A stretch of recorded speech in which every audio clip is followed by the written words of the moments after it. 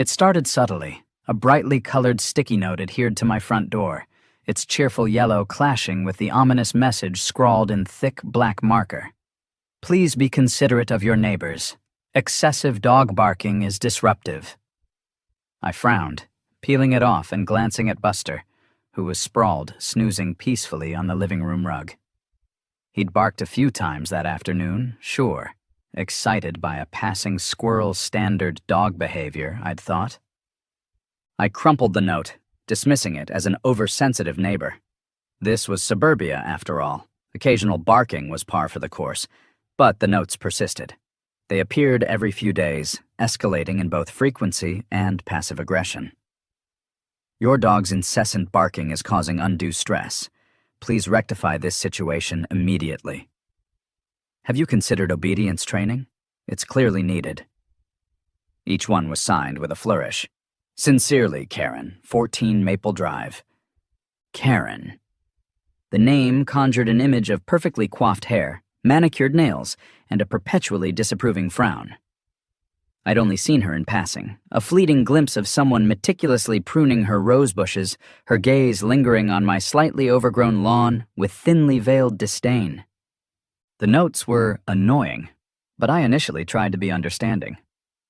I invested in some new chew toys for Buster, stepped up his training, and even considered those ultrasonic anti-barking devices. But Karen, it seemed, possessed a superhuman ability to detect even the faintest woof. Noise complaints began appearing in my mailbox, official forms from the Homeowners Association with boxes ticked for disturbing the peace and excessive noise. The timestamps were baffling: 2:17 a.m., 5:48 a.m., 11:32 p.m. Times when Buster was invariably curled up asleep beside my bed. Then came the police visits. Officer Miller, a kind-faced man with a weary air, showed up at my door one Tuesday evening looking apologetic. "Sorry to bother you, Mr. Alex," he said, "but we received a noise complaint about a barking dog." He glanced at Buster, who was gnawing on a bone with blissful indifference. "Seems quiet now," Officer Miller observed, a hint of amusement in his voice. I explained about the notes, the complaints, the impossible hours. Officer Miller listened patiently, nodding. "I'll have a word with Mrs. Karen," he promised. "Sometimes folks get a little overzealous with the rules." The visits continued, though. Each time, Officer Miller seemed more exasperated. "Mr. Alex, I understand your frustration," he admitted during one particularly late-night call. "But Mrs. Karen insists your dog is disrupting her sleep. She even provided a recording." He held up his phone, playing a tinny audio clip of what sounded vaguely like a dog barking, though whether it was Buster was debatable. The recording was the final straw. It was clearly manipulated, the barking amplified and distorted, likely captured from afar with a powerful microphone. Karen wasn't just complaining, she was actively fabricating evidence. The incessant buzzing of the doorbell ripped through the peaceful silence of 3 a.m. Groaning, I fumbled for my glasses, my heart pounding with a mix of confusion and dread. Beside me, my wife, Sarah, stirred, her eyes fluttering open. "What's going on?" she mumbled, her voice thick with sleep. "I don't know," I muttered, stumbling out of bed. "Probably another one of Karen's stunts." As I reached the top of the stairs, I heard the insistent rapping on the door again, followed by a shrill voice. "Police, open up!" My blood ran cold. This wasn't Officer Miller's weary knock. This was something else entirely. I hurried down the stairs, Sarah close behind, her face etched with worry. Through the peephole, I saw 2 uniformed officers, their expressions stern. I unlocked the door, my mind racing. "Mr. Alex?" the taller officer inquired, his voice sharp. "Yes," I replied, trying to maintain a calm facade, despite the adrenaline coursing through my veins.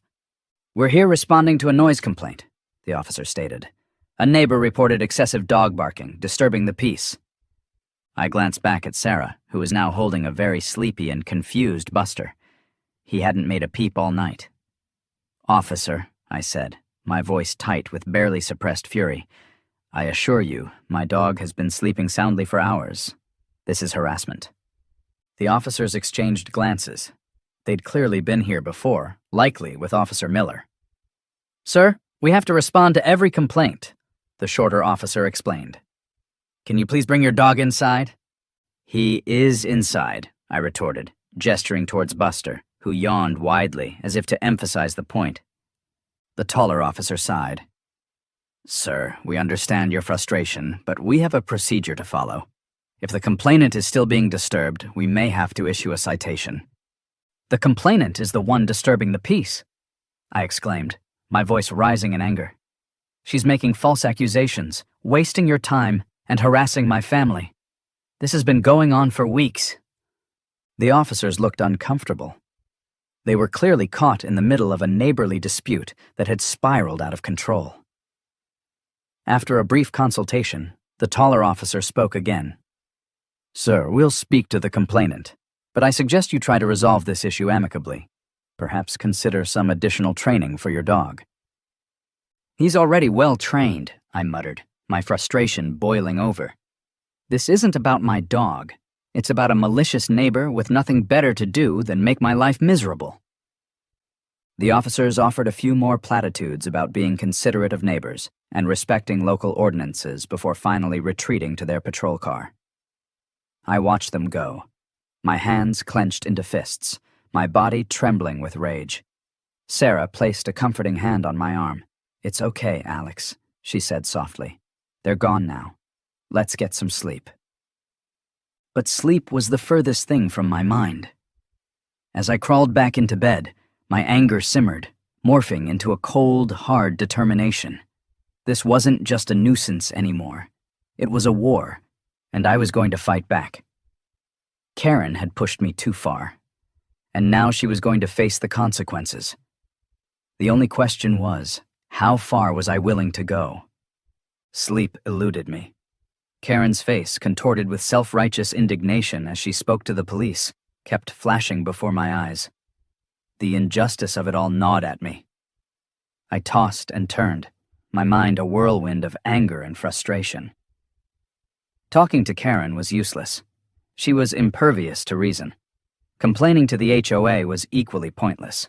They were more concerned with perfectly manicured lawns than actual neighborly behavior.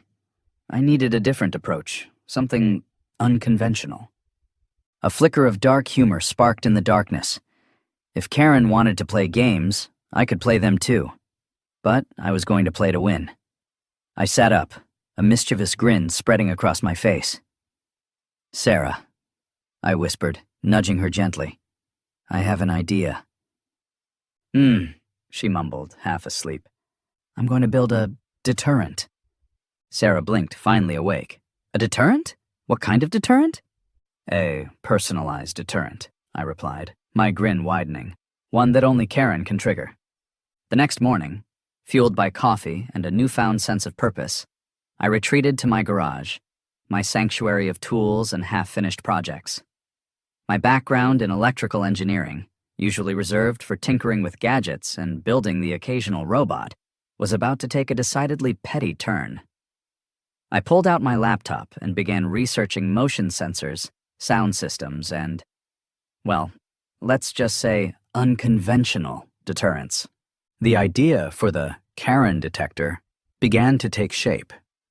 It wouldn't be just a simple motion sensor. It would be a sophisticated system, meticulously calibrated to detect only Karen. Facial recognition software, perhaps? Or maybe something even more subtle, like gait analysis. The thought of Karen's distinctive power walk triggering my countermeasures filled me with a perverse sense of satisfaction. But the Karen detector needed more than just detection. It needed a response. A simple alarm wouldn't do. It had to be something memorable, something Karen-esque. The thought struck me like a bolt of lightning. Air horns. Loud, obnoxious, and utterly impossible to ignore. And to add the perfect touch of pettiness, a custom recording. Something short, sweet, and dripping with irony. Attention. Karen detected, I muttered to myself, testing the phrase aloud. Warning.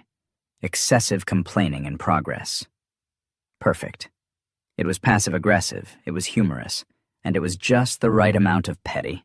Over the next few days, the garage became my laboratory. Wires snaked across the floor. Circuit boards glowed under the harsh fluorescent light, and the air was thick with the smell of solder.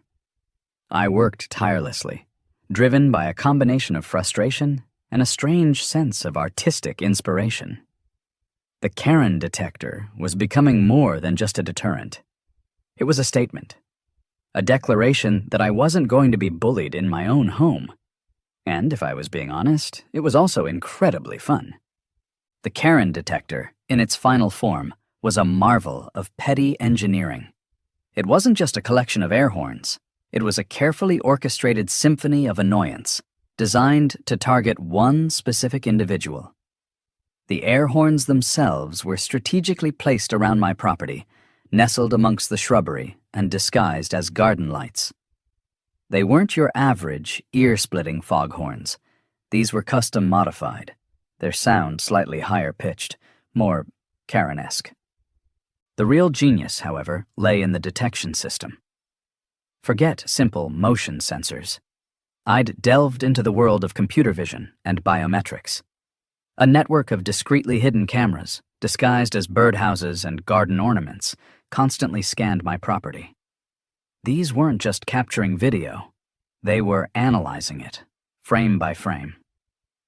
The system employed a combination of facial recognition. Karen's perpetually disapproving visage was now permanently etched in its memory banks, and for an added touch of absurdity, gait analysis. I'd spent hours studying Karen's distinctive power walk, the way her arms swung, the precise angle of her stride. The Karen detector could now identify her from 100 yards away, even if she was wearing a disguise, a contingency I hadn't ruled out. And then there was the recording. Oh, the recording. I'd spent a considerable amount of time perfecting it, tweaking the inflection, adding just the right amount of ironic detachment. "Attention, Karen detected," the voice would announce, smooth and professional, like a public service announcement. "Warning, excessive complaining in progress. Please proceed with caution." I'd even added a subtle, almost imperceptible echo to the Karen part, just to emphasize the point. The installation was a meticulous process. Each air horn had to be precisely positioned to maximize its impact, while minimizing the chance of accidentally triggering on, say, a passing squirrel. The cameras needed to be angled just right to capture Karen's face and gait without being too obvious. And the wiring. Oh, the wiring. It snaked its way through my garden like a metallic vine, a testament to my dedication to this project. Testing the system was a comedy of errors. I initially triggered it myself, walking around my property with a cardboard cutout of Karen's face taped to a stick. The air horns blared, the recording played, and my dog, Buster, looked at me with a mixture of confusion and concern. I tweaked the sensitivity, adjusted the facial recognition parameters, and refined the gait analysis algorithms until the system was finally perfectly calibrated. It was a work of art, a masterpiece of petty revenge. Now, all that was left was to wait. I sat on my porch, sipping a glass of iced tea, a sense of anticipation building in my chest. It was only a matter of time before Karen ventured into my yard again, drawn by some perceived infraction, some imagined violation of her meticulously crafted rules. And when she did, the Karen detector would be waiting. The moment finally arrived. I was tending to my slightly overgrown rose bushes, a deliberate act of defiance against Karen's pristine lawn aesthetic, when I saw her. Karen. She was marching up my driveway, her shoulders squared, her expression a thundercloud of disapproval. She was carrying a small, brightly colored flag, probably another passive-aggressive note disguised as a garden marker. My heart quickened. Showtime. As Karen crossed the invisible threshold into the Karen detector's zone of influence, the system sprang to life. Whoosh! The first air horn blared, its high-pitched shriek echoing through the quiet neighborhood. Karen stopped dead in her tracks, her head snapping around as if she'd been stung by a bee. She looked around, her eyes narrowed with suspicion, trying to pinpoint the source of the noise. "Attention, Karen detected," the smooth, professional voice announced from the hidden speakers. "Warning, excessive complaining in progress. Please proceed with caution." Karen's face registered a flicker of confusion. She blinked, her perfectly sculpted eyebrows furrowing. She took a tentative step forward. Whoosh! Another air horn blasted, closer this time. Karen jumped, a small, involuntary yelp escaping her lips. "What in the—" she muttered, her eyes darting around frantically. She spotted one of the garden lights and approached it cautiously. As she got closer, whoosh! The air horn erupted again, followed by the now familiar announcement. Karen's confusion morphed into anger. Her face flushed crimson, her lips pursed into a tight line. She glared at the garden light as if it had personally insulted her. She took a deep breath, trying to regain her composure. She took another step, then another. Each step was met with a deafening blast from the air horns and the relentlessly polite, yet undeniably mocking, recording. Her frustration escalated with every whoosh. She started stomping her feet, her power walk now more of a frustrated march. She waved her little flag in the air as if trying to swat away the sound. She even tried covering her ears, but the air horns were strategically placed to ensure maximum auditory assault. Finally, she gave up. She turned and stomped back down my driveway, her perfectly coiffed hair now slightly askew, her perfectly manicured composure completely shattered. But she wasn't defeated. She was regrouping. I could see the wheels turning in her mind, plotting her next move. She reached the edge of my property, then stopped, turned and glared at my house. Then, in a move of pure Karenness, she walked right up to me. "Mr. Alex!" she screeched, her voice trembling with indignation. "What is the meaning of this?" She gestured wildly in the general direction of the hidden air horns, her little flag flapping uselessly in the breeze.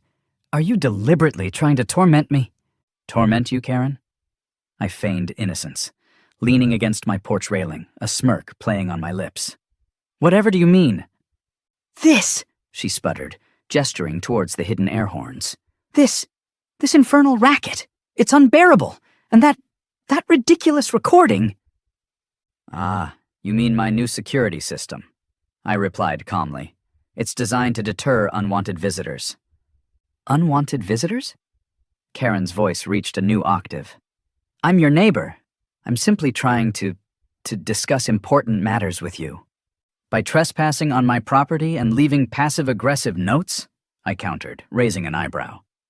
"I believe I've made it clear that I'm not interested in your input." Karen's face contorted with rage. "This is harassment," she shrieked. "I'm going to report you to the HOA." "Be my guest," I said, stifling a laugh. "I'm sure they'll be fascinated to hear about your extracurricular activities." Karen spun on her heel and stormed off, muttering threats under her breath. I watched her go, a sense of satisfaction washing over me. The Karen detector was working perfectly. But Karen, as I'd come to expect, was nothing if not persistent. Over the next few days, I observed her from my window, her movements becoming increasingly erratic.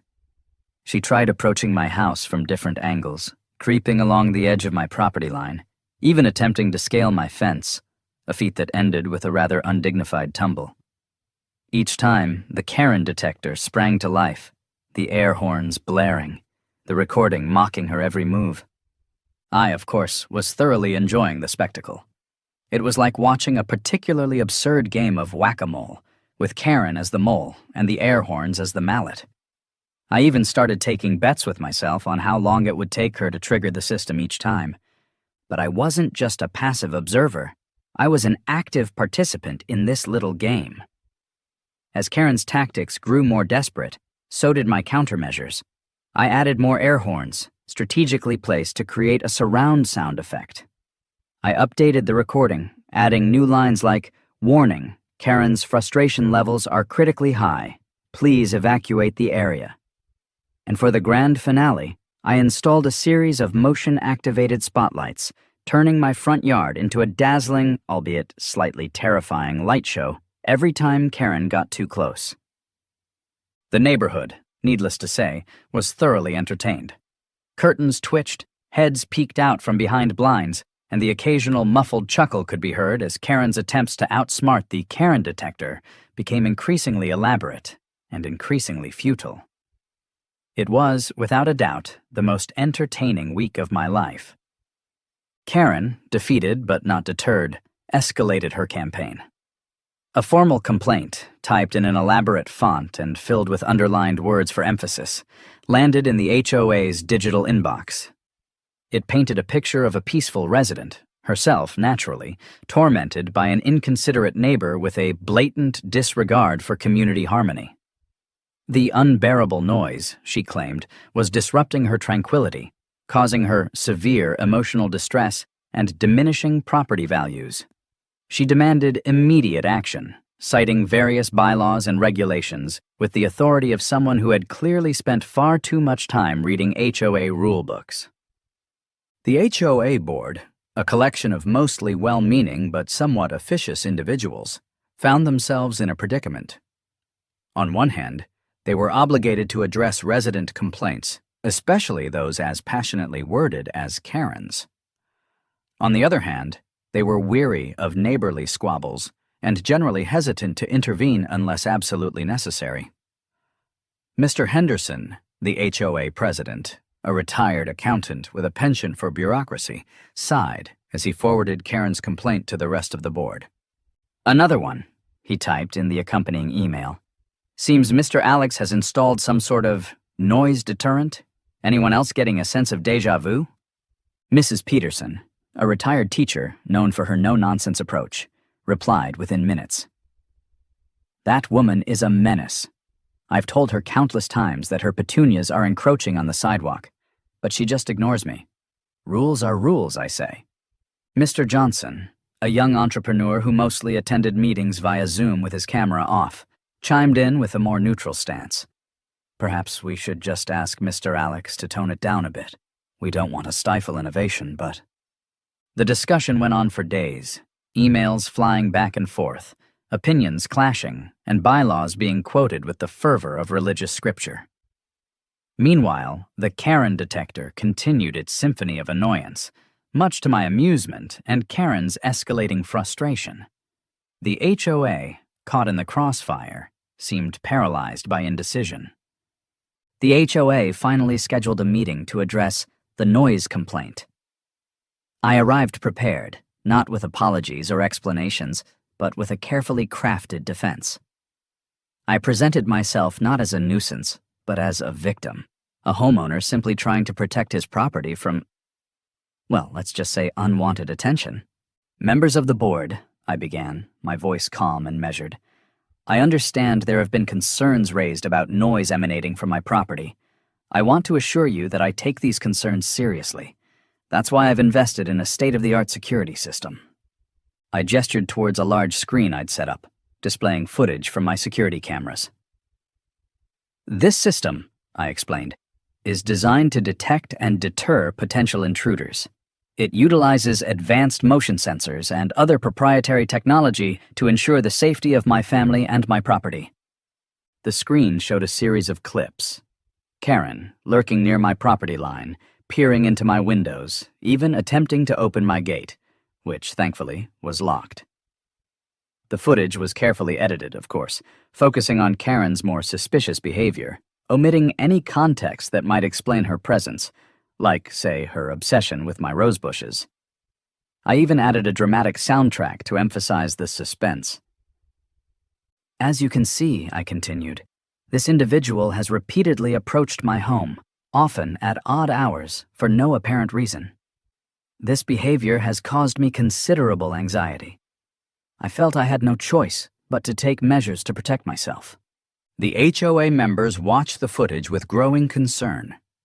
Mr. Henderson frowned, Mrs. Peterson gasped, and even Mr. Johnson seemed to have perked up. Karen, who was also present, sputtered indignantly. That's taken out of context," she protested. "I was just..." "Just what, Karen?" I interrupted smoothly. "Just admiring my landscaping? Just checking to make sure my garbage cans are properly placed? Or perhaps," I added with a touch of sarcasm, Just casing the joint?" Karen glared at me, her face a mask of fury. The HOA members, however, were now looking at her with a mixture of suspicion and unease. Mr. Henderson cleared his throat. "Mr. Alex," he said, "this footage is concerning. But what about the noise? The complaint mentions air horns and a recording?" Yes," I replied. "The audio deterrent, a crucial part of the security system. It's designed to discourage intruders from lingering on my property. It's quite effective, I must say." "Effective and loud," Karen muttered. "Effective and necessary," I countered. The HOA members exchanged glances. They were clearly torn. On one hand, Karen was a longtime resident, a pillar of the community, albeit a rather nitpicky one. On the other hand, the footage I'd presented painted a rather different picture. Finally, Mrs. Peterson spoke up. "Mr. Alex," she said, a hint of amusement in her voice, "can you show us the unedited footage?" I hesitated for a moment, then shrugged. "Certainly," I replied, as if I had nothing to hide. I played the full, unedited recordings. The HOA members watched in stunned silence as Karen's obsessive behavior was laid bare. They saw her pacing along my property line, binoculars in hand, scrutinizing every detail. They saw her exaggerated reactions to Buster's occasional barks, her dramatic clutching of her chest as if she were having a heart attack. And they saw her numerous attempts to tamper with my property, including trying to disable my security cameras with a garden gnome. The room was silent when the footage ended. Karen was speechless, her face pale. The HOA members, however, were trying to suppress their laughter. Mr. Henderson cleared his throat, a smile playing on his lips. "Mr. Alex," he said, "your security system is quite innovative." "Thank you," I replied modestly. "And effective," Mrs. Peterson added, chuckling. "Indeed," Mr. Johnson agreed, finally turning his camera on and grinning. The HOA's perspective had shifted. They realized Karen was the actual problem, not me, and they had to admit the Karen detector was a stroke of, albeit petty, genius. The HOA's verdict was swift and decisive. Karen received an official warning letter, hand-delivered by a stern-faced Mr. Henderson. It cited her repeated and unwarranted intrusions onto my property, her false accusations regarding noise complaints, and her general disruptive behavior within the community. It concluded with a thinly veiled threat of further action, including fines and possible legal repercussions, should her behavior persist. Karen's reaction was a spectacle to behold. She stormed into the HOA office, her face a mask of indignant fury, the warning letter clutched in her hand like a burning torch. She railed against the injustice, the blatant disregard for her rights, and the conspiracy against her. She claimed she was the victim, the one being harassed, the one whose peace was being disrupted. She even attempted to present her meticulously documented evidence of Buster's barking, complete with timestamps and audio recordings, which, upon closer inspection, sounded suspiciously like a distressed seagull. The HOA board, however, remained unmoved. They'd seen the unedited footage, they'd heard the Karen detector in action, and they'd had enough of Karen's antics. Mr. Henderson, usually a mild-mannered man, stood his ground, his voice firm. "Mrs. Karen," he said, "we've reviewed all the evidence, and we've come to a decision. Your behavior is unacceptable. You need to respect your neighbor's privacy and stop making false accusations." Karen sputtered, her face turning an interesting shade of puce. She tried to argue, to plead, to threaten, but her words fell on deaf ears. The HOA board had made up their minds. She was dismissed with a final warning and a stern reminder to be a good neighbor. Karen stormed out of the office, defeated and humiliated. Her reign of terror was over. The Karen detector had not only protected my property, but had also exposed her true nature to the entire community. She was no longer the respected HOA enforcer. She was the neighborhood joke, the Karen who couldn't handle a little noise. And I, the once tormented neighbor, was now the unlikely hero. the one who had finally put her in her place. Emboldened by the HOA's ruling, I decided to take things a step further. The Karen detector wasn't just a security system. It was a cultural phenomenon waiting to happen. I rebranded it officially, complete with a logo, a stylized silhouette of Karen recoiling from an Airhorn blast, and a catchy tagline: "The Karen detector, protecting your peace of mind, one Karen at a time." I created a website, complete with testimonials, mostly from my other neighbors, who were now openly celebrating Karen's downfall, and a detailed explanation of the system's features. Of course, I omitted the more unconventional aspects of the detection technology. Facial recognition and gait analysis were replaced with vague descriptions of advanced biometric sensors and proprietary pattern recognition algorithms. I wanted to sell the sizzle, not the steak. I also launched a social media campaign, sharing humorous videos of Karen triggering the system. The videos, captured by my strategically placed security cameras, were edited to emphasize the comedic timing of the Airhorn blasts and the recording. I even added captions like, "When Karen meets karma," and "Don't be a Karen. Get a Karen detector." The response was overwhelming. The Karen detector went viral. The videos were shared and reshared across every platform, becoming a symbol of standing up to unreasonable neighbors. People from all walks of life, it seemed, had their own Karen stories to tell, and they embraced the Karen detector as a form of catharsis, a way to laugh at the absurdity of it all. My inbox was flooded with messages. People were asking where they could buy their own Karen detector, how much it cost, and if I offered installation services. Some even shared their own Karen encounters, asking for advice on how to deal with their own difficult neighbors. The demand was so high that I realized I had a potential business on my hands. I contacted a patent attorney and began the process of securing the intellectual property rights to the Karen detector. I started exploring manufacturing options, researching potential investors, and even brainstorming new features for future models. A built-in Karen repellent diffuser, perhaps. The possibilities were endless. Meanwhile, Karen's reputation was in tatters. She became the subject of ridicule in the neighborhood and online. Her name became synonymous with overbearingness and entitlement. People whispered about her behind her back. Children pointed and giggled when she walked by, and even her meticulously manicured lawn became a source of amusement. The consequences of her actions extended beyond mere social embarrassment. The HOA, under pressure from other residents, began reviewing her past actions as president.